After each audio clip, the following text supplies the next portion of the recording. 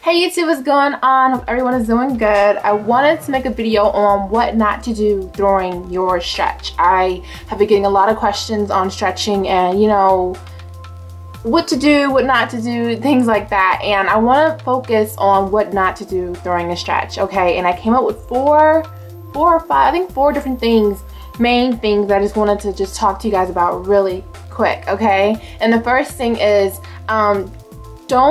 do not leave your protective style in longer than a month or a month and a half. And when I say protective styling, in this case, I'm talking about like weaves and braids and anything involving fake hair or anything involving even human hair that's not yours that you're putting into your hair, for protective style. Okay, I would not recommend leaving that in or any type of style really longer than a month and a half. I think having micros in your hair longer than 2 months or longer than a month and a half is very risky for your hair underneath. Sometimes when women take their micros out after leaving it in for such a long time, they experience a lot of tangled, matted hair, a lot of breakage, So whatever protective style you decide to do, whether it's like simple bunning or, anything that keeps your ends away from your shoulders, or if you decide to do protective style where it focuses on like micros or weaves, do not leave them in for a long time, especially not micros or weave or anything of that nature. Do not leave it in longer than a month. Really, in my opinion, a month and a half, because that's just really pushing it, and you don't want, to lose all of that, not new growth, but just lose all that progress that you made during your stretch because, you left something in too long, okay? So when it comes to protective styling, choose something that's good for your hair, something that's not too long at all, so you can actually get to your hair. I prefer protective styles where I can always have access to my hair. I don't wear weaves or micros. I just personally don't like micros because I feel like they kind of pull at the hair a little bit too much. They're really, really small and they just pull at the hair, and I feel like that can lead to a lot of thinning of the scalp, baldness of the scalp, and it's just very, very risky. So that's just something that I don't do in my opinion. But if you do it, just make sure you don't leave it in for a long time,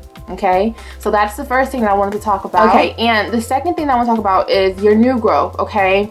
When you're stretching, you're gonna get a lot of new growth, a lot of thickness, okay? When you stretch your hair becomes a lot thicker than it was originally, okay? And my main thing I say is do not run a comb through your new growth, meaning do not be rough with your new growth, okay? Learn to love your new growth, learn to baby it, and more so because of the line of demarcation, you want to be very careful with that because that line is very vital and crucial to a stretch, because if that breaks, that's not good. Not only are you losing length retention, but that can also lead to damaged hair because that's breakage at that area, so you want to be very careful. A great way to keep that line of demarcation intact is to keep it moisturized at all times. Last night before I got this style, it's actually a braid out, I was using Cantu Shea Butter, and what I would do is put it on my ends first, and then I would put some on the balls of my fingers and actually just get it to my my new growth. My hair is very thick, so I have to get through it. And sometimes it is overwhelming.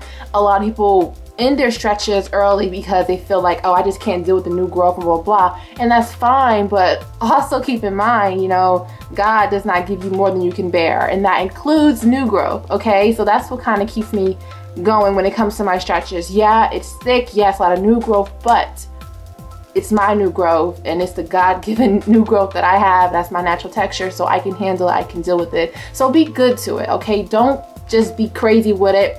And even with your ends, don't whack through your ends or force anything through your hair. Be very, very gentle with your hair, and just get to know your hair and just love your hair, okay? Don't be rough with it, okay? So I just wanted to just talk on that, on the whole new growth, just being very gentle with it, all right? Okay, and the third thing I want to talk to you guys about is do not skip out on moisturizing or conditioning your hair, okay? Those two things are very, very key and vital to a stretch. Moisturize your hair daily, keep it moisturized once again because that line of demarcation, because of your ends, these are the oldest part of your hair, and you want to make sure that they have elasticity and you get that from moisture, okay? Do not miss out on conditioning your hair once a week. I mean, some people can go like you know, deep condition your hair twice a week, you know, not twice a week, twice a month. Some people can do that. I can't do it. I have to de-seed my hair once a week. It's very, very crucial, especially if you have thick hair or dry hair. Like if your hair is like naturally dry and you just really need a lot of moisture, I would definitely recommend, you know, upping your intake of moisture and de-seeding. But for me, you know, conditioning, I must do it once a week. Daily, moisturizing daily, you know, so during the stretch, do not miss out on moisture and conditioning. Do not deprive your hair of that because it needs it. It thrives off of that, okay? All right, and the fourth thing and the last thing I want to talk to you guys about is protein. Do not neglect protein in your regimen. Protein is very, very essential, very important. Our hair is made up of protein, keratin, that is a protein.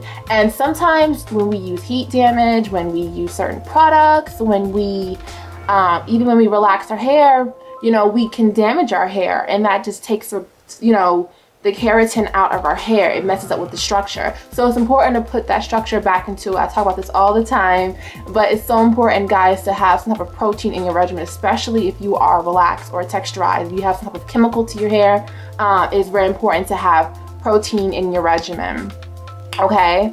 So yeah, and another thing I also like to do, and some of you guys already know this already, a week before I relax, I plan to relax in May. Now the week before I relax, I'm going to do a hardcore protein treatment just to prepare my hair and give my hair extra strength, so when I do relax my hair, you know, it's strong enough to take it, okay? So I'm gonna do a hard protein treatment, probably after G2 step, and then after the hard protein, I'm gonna do like an ultra moisturizing deep conditioner to have that balance, you know what I mean? It's so important to have that balance because that helps you out with the health of your hair and you won't experience breakage, okay? So I think that's all I wanted to talk about with you guys today, and yeah, I think that's it. Follow me on Twitter and mostly on Facebook. I'm on Facebook a lot now. You know, I post a lot of posts and a lot of statuses, and recently on my Facebook I was saying how, you know, I'm thinking about switching from using shampoo into just getting straight into co-washing. So instead of shampooing every week, I would co-wash my hair. So I'm gonna try that out and see how that works out for me, and I'll keep you guys posted. I have my links below, and that's it. I love you guys so much. Take care. Bye.